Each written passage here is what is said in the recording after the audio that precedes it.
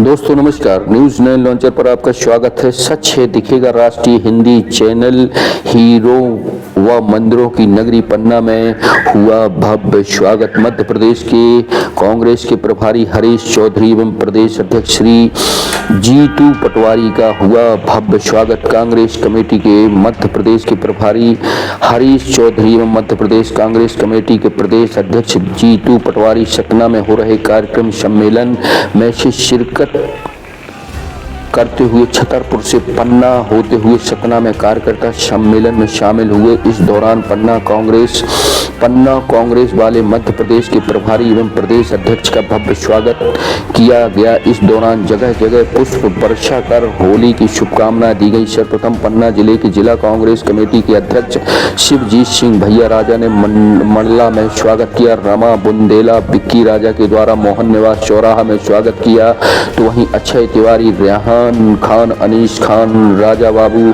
पटेल, वैभव थापक, आदित्य देव बुंदेला,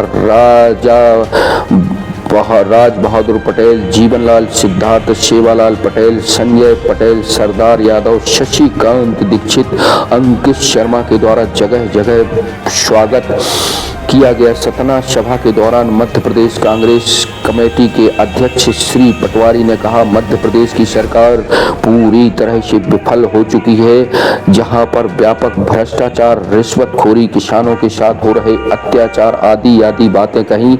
साथ ही पटवारी ने मध्य प्रदेश की सरकार को आड़े हाथों लेते हुए कहा कि भ्रष्टाचार, महंगाई की तो अब कोई बात ही न करे। साथ ही इनके द्वारा जो क्रियाकलाप किए जा रहे हैं वह मध्य प्रदेश में अभी तक के इतिहास में कभी नहीं हुआ। तो दोस्तों, आप यह खबर पन्ना जिले के अल्प प्रवास पर पहुंचे कांग्रेस कमेटी के प्रदेश अध्यक्ष श्री पटवारी हरीश की यात्रा की कवरेज हम आपको दिखा रहे हैं। आप हमारे न्यूज 9 लॉन्चर को जरूर सब्सक्राइब करें। साथ ही आपके आसपास अगर कुछ ऐसा वैसा घटित हो रहा हो तो आप हमारे नंबरों पर हमें मेल या व्हाट्सएप कर सकते हैं। जी हाँ दोस्तों, राजेश के तिवारी राज को इस खबर से इजाजत दीजिए। बने रहे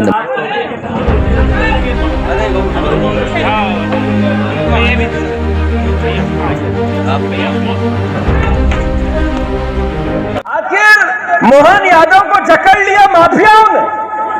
इस प्रदेश को बचाने की जिम्मेवारी आपकी और हमारी नहीं है तो किसकी है? मैं अनुरोध करना चाहता हूं, राहुल गांधी ने एक आप सबको हम सबको हथियार दिया है। वो 3 तारीख को सारे जिला अध्यक्षों से बात करेंगे देश के, दिल्ली में सबको बुलाया गया है। वो संगठन को मजबूत करने के लिए पूरी ताकत से आप सबसे समर्थन मांग रहे हैं।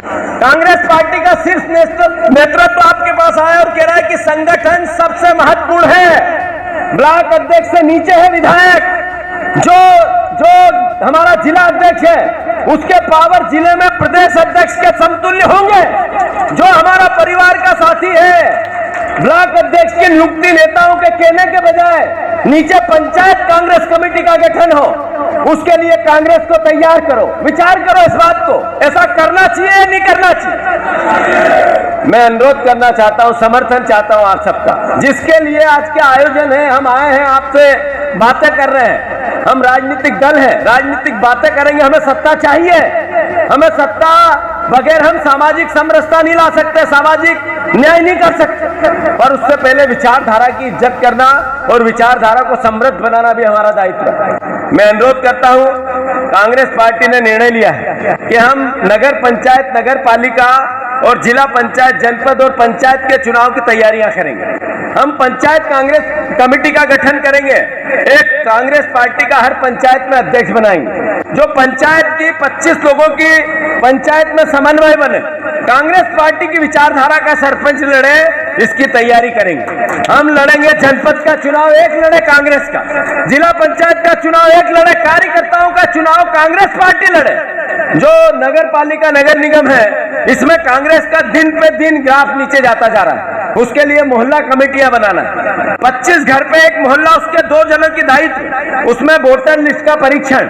लगातार इस प्रोसेस को, जो वोटर लिस्ट का अगर नहीं करेगी कांग्रेस तो फिर भारतीय जनता पार्टी एक माफिया, चुनाव माफिया, जो भारतीय जनता पार्टी उसकी सरगना, उसके नेता उसको डील करते हैं, उससे आप लड़ नहीं पाओगे।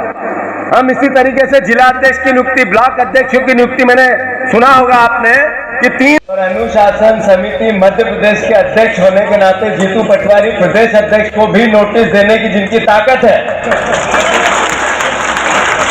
उनका मैं मंच के सभी परिवार के साथियों से कहता हूं कि जोरदार तालियों से स्वागत करो।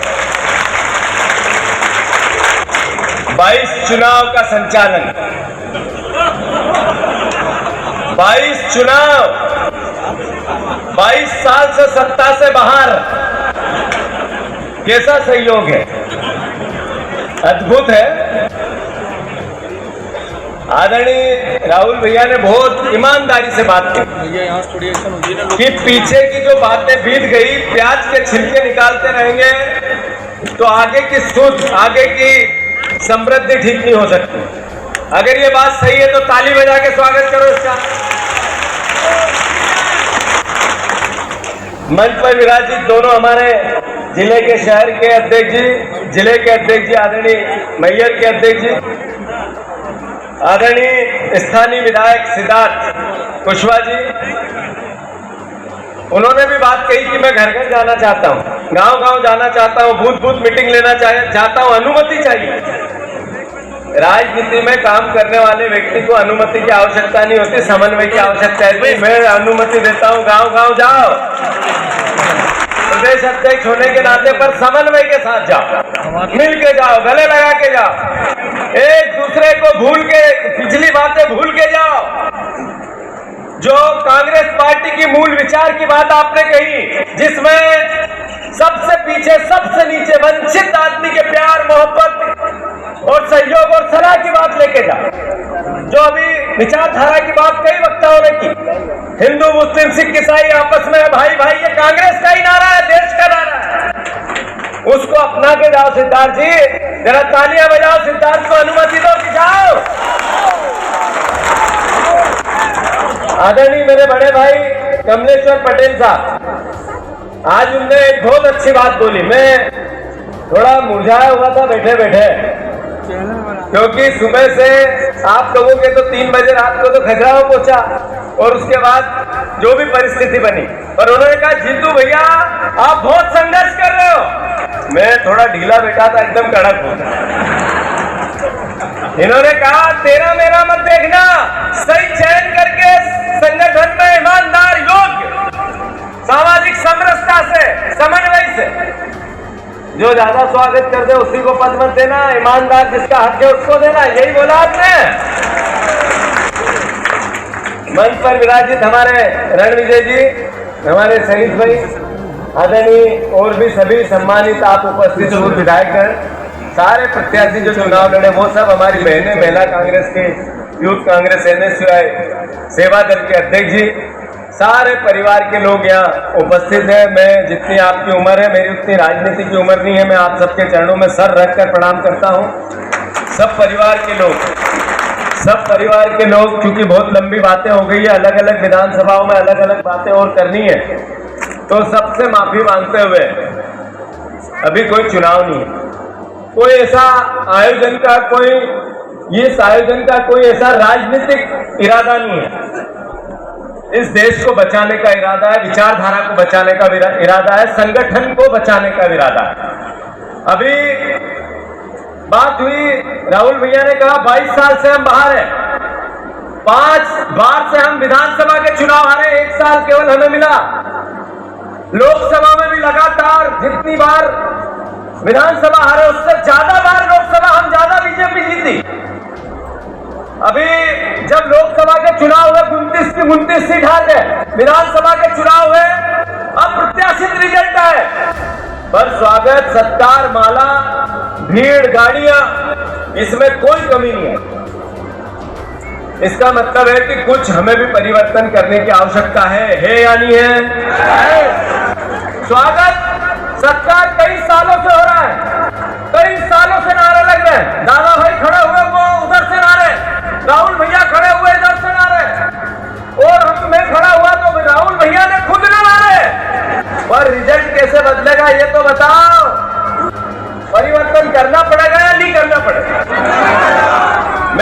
करना चाहता हूं आप सबसे। नरेंद्र मोदी ने 2014 में जो कहा, एक नहीं किया, नई नई बातें की। देश सबसे बड़ा बेरोजगार हो गया, सबसे बड़ा कर्जदार हो गया, देश में जगह जगह नफरत की बातें होने लगी। 400 500 साल पुरानी कब्रें निकाल निकाल के आज के भविष्य को बिगाड़ने का भारत बना दिया। फिर भी कांग्रेस का कार्यकर्ता परिवार, उसकी विचारधारा नहीं जागे तो कौन जागे? अरे प्रदेश में 25 साल से बीजेपी की सरकार है, उसके बाद भी भारतीय जनता पार्टी की करप्शन, सोने की